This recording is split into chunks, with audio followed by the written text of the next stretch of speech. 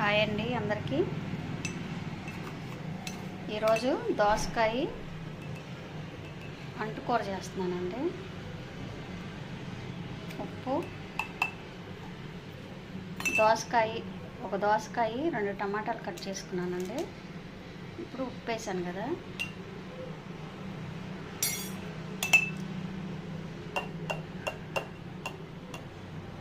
పసుపు,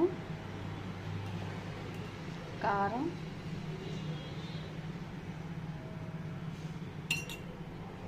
ఈ మూడింటిని బాగా కలుపుకోవాలి వీటికి పట్టేలాగా.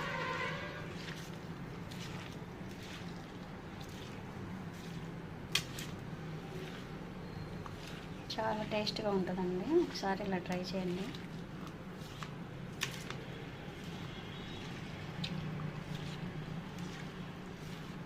మనం ఎప్పుడు కూరలు ఒకే విధంగా కాకుండా రోజు అవే ఉంటాయి, దోసకాయలు, టమాటాలని, బెండకాయలని.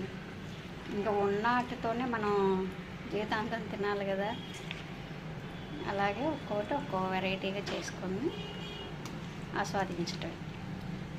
ఇప్పుడు ఉప్పు, కారం, పసుపు బాగా పట్టించాము. ఇంటికి బాండీలో 3 స్పూన్స్ ఆయిల్ వేసుకున్నాను. ఇంకోండి తాలింపు గింజలు, కరివేపాకు. అవి వేగిన తర్వాత ఉల్లిపాయ, పచ్చిమిర్చి,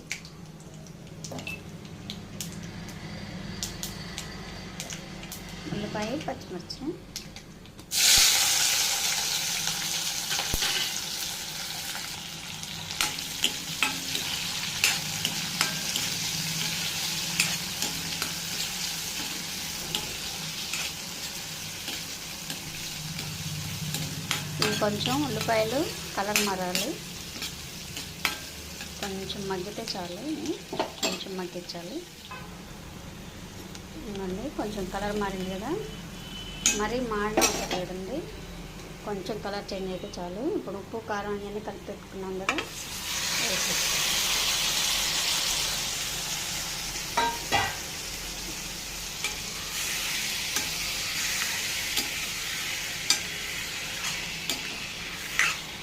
దీంట్లో మసాలాలు అవి ఏమి వేయద్దండి. ఇంకా ఎక్కువగా బ్రాహ్మిన్స్ అవి చేసుకుంటుంటారండి కర్రీని. ఎలాంటి మసాలాలు ఉండదు, చాలా బాగుంటుంది. దీన్ని సిమ్లో పెట్టి